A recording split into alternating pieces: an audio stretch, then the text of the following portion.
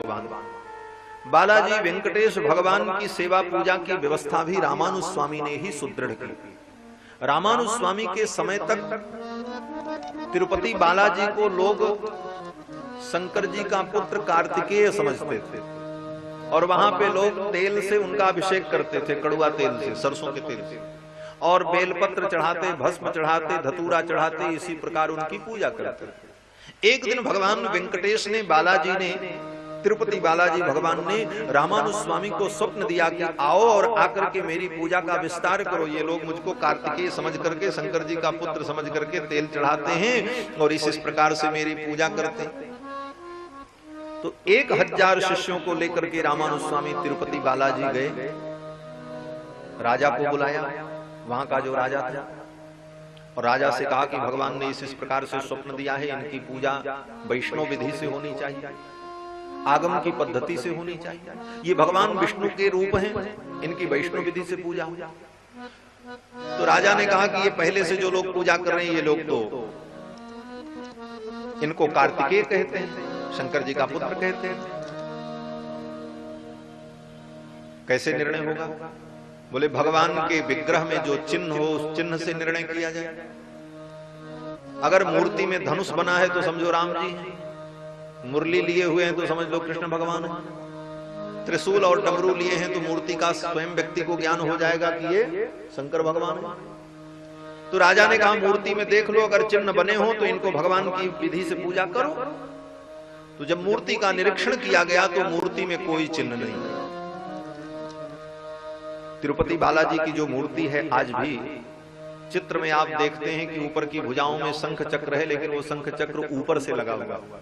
मूल मूर्ति जो है, मूल मूर्ति में भगवान केवल अपनी 2 उंगलियों को ऐसे किए हुए हैं ऊपर, और नीचे के जो भगवान के हाथ हैं, एक ऐसी मुद्रा, एक ऐसी मुद्रा। कार्तिकेय के भक्तों ने कहा कि इसमें तो कोई चिन्ह है नहीं, न शंख है, न चक्र है, न गदा है, न पद्म है, न धनुष है, न बाण है, कैसे माना जाए कि ये विष्णु भगवान है? तो रामानुज स्वामी ने कहा कि इनके अंदर डमरू और त्रिशूल भी नहीं है, कैसे इनको माना जाए कि ये कार्तिकेय है? बात फंस गई। राजा ने कहा इसका निर्णय कैसे होगा? तो विद्वानों ने कहा ऐसा किया जाए कि मंदिर के अंदर त्रिशूल और डमरू भी रख दिया जाए और शंख चक्र भी रख दिया जाए, चांदी के बनवा करके, सोने के बनवा करके, और मंदिर को बंद करके सभी लोग प्रार्थना करें। जो कार्तिकेय के भक्त हैं वो कार्तिकेय भगवान की प्रार्थना करें, और जो भगवान नारायण के भक्त हैं वो नारायण की प्रार्थना करें। भगवान अगर शंख चक्र को धारण कर लेते हैं तो भगवान नारायण माने जाएंगे, और अगर त्रिशूल डमरू धारण कर लेंगे तो इनको कार्तिकेय मान करके मंदिर इनको सौंप दिया जाए। सारी व्यवस्था की गई, मंदिर में सब कुछ रख दिया गया, बाहर बैठ करके कीर्तन भजन प्रारंभ हो गया। लेकिन भगवान तिरुपति बालाजी ने रामानुज स्वामी से कहा ध्यान की वार्ता में कि देखो मैं मूर्ति के रूप में हूं, और मूर्ति की मर्यादा होती है। मूर्ति अपने से कपड़ा नहीं पहनती, मूर्ति अपने से माला नहीं पहनती, मूर्ति को पहनाना पड़ता है, सजाना पड़ता है। तो मैं अपने से शंख चक्र नहीं धारण करूंगा, हमको आकर के धारण कराओ तो मैं शंख चक्र ले लूंगा। भगवान ने कहा, तिरुपति बालाजी जो भगवान है ना, उनका असली नाम है श्रीनिवास भगवान, श्रीनिवास। तो श्रीनिवास भगवान ने रामानुज स्वामी से कहा कि आप आओ और मुझे धारण कराओ। रामानुज स्वामी ने कहा कैसे आवे, मंदिर बंद है। तो भगवान ने कहा अरे रामानुज, तुम तो शेषावतार हो, एक रूप से वहां बैठे रहो और सर्प का रूप धारण करके नाली के माध्यम से मंदिर में चले आओ। मंदिर में नाली तो होती है। रामानुज स्वामी ने कहा ठीक है। एक रूप से रामानुज स्वामी बाहर बैठे थे और शेष रूप सर्प का रूप धारण करके रामानुजाचार्य जी नाली के माध्यम से मंदिर में चले गए, और जाकर के उन शंख चक्रों को उठा करके भगवान की भुजाओं में लगा दिया।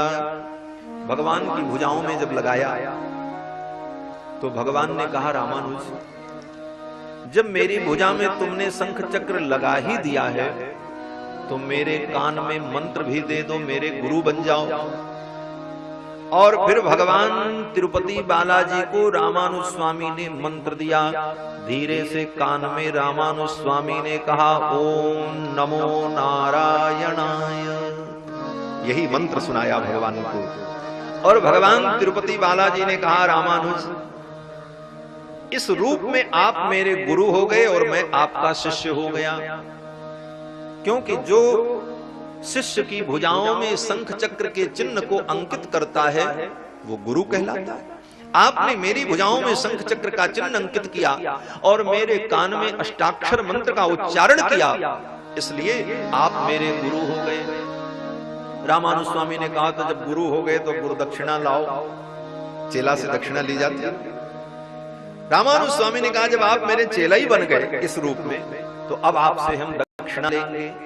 भगवान ने कहा, मांगो, क्या दक्षिणा आपको चाहिए, आप आदेश करें। तो रामानुज स्वामी ने कोई रुपया पैसा नहीं मांगा। रामानुज स्वामी ने तिरुपति बालाजी से, वेंकटेश भगवान से यही कहा कि हे प्रभु, इस संसार में जब तक ये सृष्टि रहेगी तब तक मेरी परंपरा का अनुसरण करने वाले जो जीव होंगे, जो मुझे अपना आचार्य मानेंगे, जो श्रीमते रामानुजाय नमः का अनुसंधान करेंगे, ऐसे व्यक्तियों के कर्म का बिना विचार किए हुए आप उनको अपने शरण में स्वीकार करते रहेंगे।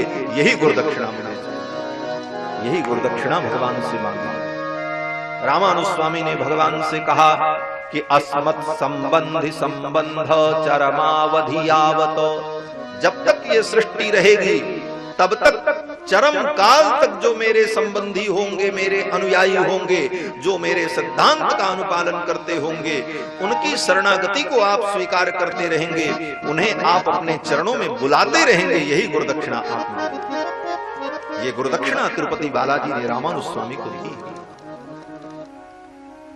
और फिर जब मंदिर खोला गया तो देखा महाराज शंख चक्र भगवान को लगा हुआ है। राजा ने कहा, भाई भगवान ने शंख चक्र धारण कर लिया, इसलिए ये वैष्णवों को दे दिया जाए और वैष्णव लोग अपने विधि से भगवान की आराधना करें। उसी समय से तिरुपति बालाजी में वैष्णव विधि से भगवान की आराधना प्रारंभ हो गई, जो अद्यावधि आज तक उसी परंपरा से चल रही है। ये रामानुज स्वामी जी की महिमा का प्रताप। और एक घटना और